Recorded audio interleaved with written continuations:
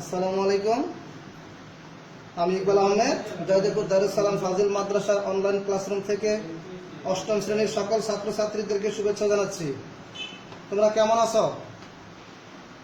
আজকে আমরা যে লেসনটা নিয়ে আলোচনা করব সেটা হলো প্রিপজিশন। আমরা গত ক্লাসে আলোচনা করেছিলাম অ্যাডভার্ব। আজকে আমাদের আলোচনার বিষয় হলো প্রিপজিশন।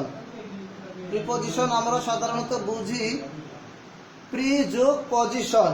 প্রি মানে হলো পূর্বে, পজিশন অবস্থান।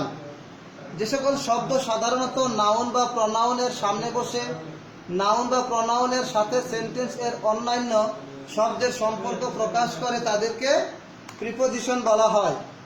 আমরা যদি এই সংজ্ঞাটাকে ইংলিশে বলতে চাই সেটা হলো, a person is a part of speech that indicates location, direction, time etcetera, usually used in front of nouns or pronouns, and it shows the relationship between the noun or pronoun and other words of the sentence. আমরা এই কি ধরনের শব্দ যেমন on, in, order, after, beside, to, towards, with etcetera আর preposition. Example হিসেবে আমরা যদি বলি, দেখো, the book is on the table. Here on is indicating the location of the book. It is used in front of a noun, the table, and it shows the relationship between the mentioned words. So it is a preposition. Second example, dekho, we sat under the tree. Here under is indicating the location of we. It is used in front of a noun, the tree, and it shows the relationship between the mentioned words. So it's a preposition. Another example is the car was coming towards. আমাদের দিকে আসতেছে, আসছিল। Here towards is similarly a preposition because it shows the location of the car. It is used in front of a pronoun me, and it indicates the relationship between the mentioned word. Classification and types of preposition. Prepositions can be classified in different ways. Hi sir.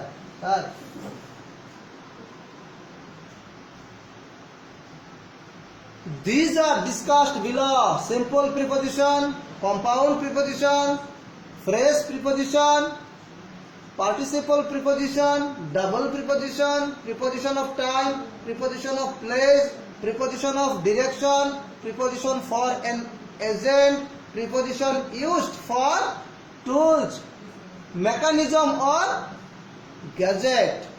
তো ছাত্রছাত্রীরা তোমরা একটু খেয়াল করবে, আমি শুধুমাত্র তোমাদেরকে এগুলো ডেফিনেশন দিতে পারবো, এক্সাম্পল দিতে পারবো, কিন্তু বেশি আলোচনা করার সময় আমাদের একটা ক্লাসে হয় না, আমরা করতে পারবো না, যেহেতু আমাদের ক্লাসটা এতে চলতেছে অনলাইনে।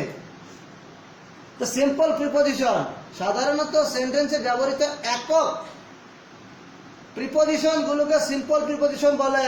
The preposition used in a simple sentence is called simple preposition. On, it, to, at, from, with, of, over, under, etc.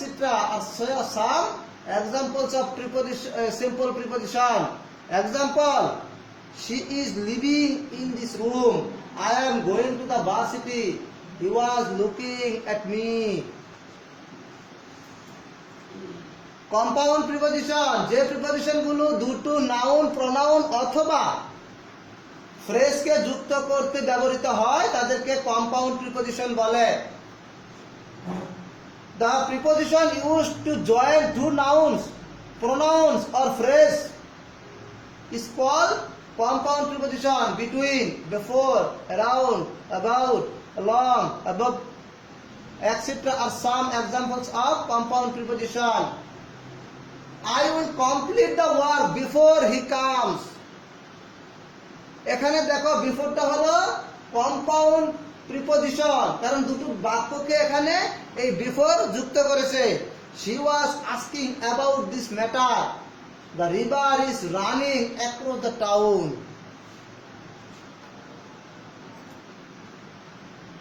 Fresh preposition, যে প্রিপজিশন গুলো দলবদ্ধ শব্দ এবং সেন্টেন্সের বিভিন্ন অংশের মধ্যে সম্পর্ক বোঝায় তাদেরকে ফ্রেশ প্রিপজিশন বলে। The prepositions which are a group of words showing the relationship among various parts of the sentence are called phrase preposition. Example, দেখো, she came here in order to meet me. এখানে in order to, এটা হলো phrase, একটা phrase. আমরা অবশ্যই ফ্রেজগুলি পড়ব, কারণ এই ফ্রেজগুলি অনেকগুলো অর্থ বহন করে। দেখো, we were standing in front of the college.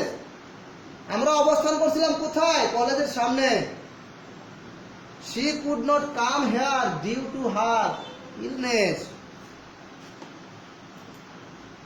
Double preposition, দুটো প্রিপজিশন যুক্ত হয়ে একটি নতুন প্রিপজিশন গঠন করলে তাকে ডাবল প্রিপজিশন বলে।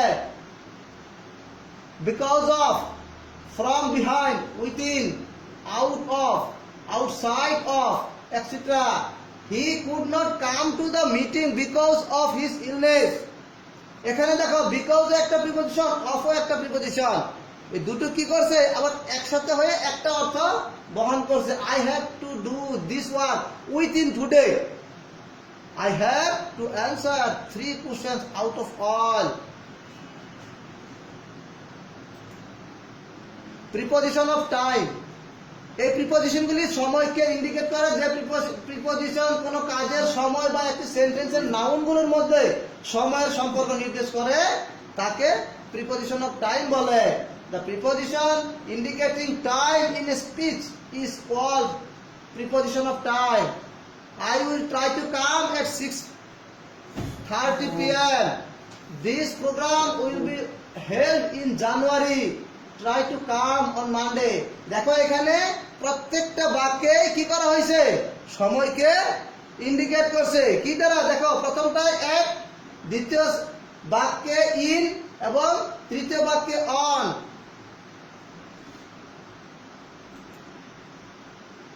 প্রিপজিশন অফ প্লেস, যে প্রিপজিশন গুলো কোনো কিছুর অবস্থান নির্দেশ করে তাকে প্রিপজিশন অফ প্লেস বলে। এক্সাম্পল দেখো, the boy was standing behind the tree. She lives at Dhanmondi in Dhaka. এখানে দেখো, এখানে দুটো প্রিপজিশন কিন্তু আছে, at এবং in।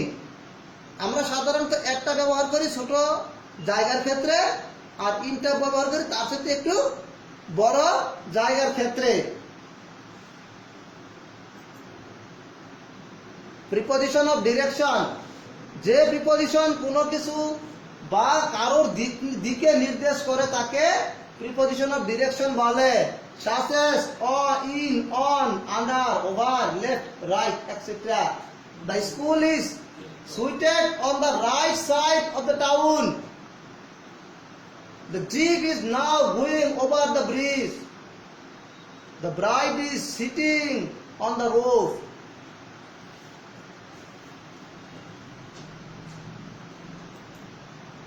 Preposition of for an agent, agent মানে তো আমরা বুঝি প্রতিনিধি। যে প্রিপজিশন কোনো কাজ ও কাজ সম্পাদনকারীর মধ্যে সম্পর্ক নির্দেশ করে তাকে প্রিপজিশন ফর এজেন্ট বলা হয়। এক্সাম্পলটা দেখো, I like to go there with you. আমি সেখানে কি করি? আমি ওখানে যেতে পছন্দ করি। কার সাথে? তোমার সাথে। She likes to read the books written by Tagore. Tagore চিনো তোমরা? Tagore হলো রবীন্দ্রনাথ ঠাকুরের nickname. Preposition used for tools, mechanism or gadget, এই প্রিপজিশন গুলো বিভিন্ন নাউনকে যন্ত্র, বাদ্যযন্ত্র, মেশিন প্রভৃতি সেন্টেন্সের অন্যান্য শব্দের সাথে যুক্ত করে। The prepositions which are used in case of tools, mechanism or gadget are called preposition used for tools, mechanism or gadget. Example, I opened the bottle with the help of an opener. He likes to go long drives by his car. তো তোমরা তোমাদেরকে আমি আর বেশি lesson দিব না। এই যে এইগুলি দিলাম প্রিপোজিশনগুলো, এগুলি তোমরা বাড়িতে প্রত্যেকটা প্রিপোজিশনের 5টা করে এক্সাম্পল তৈরি করে সেটা পরবর্তী সময় আমাকে দেখাবে। আর বাড়িতে থাকবে, নিজের দিকে খেয়াল রাখবে। আসসালামু আলাইকুম।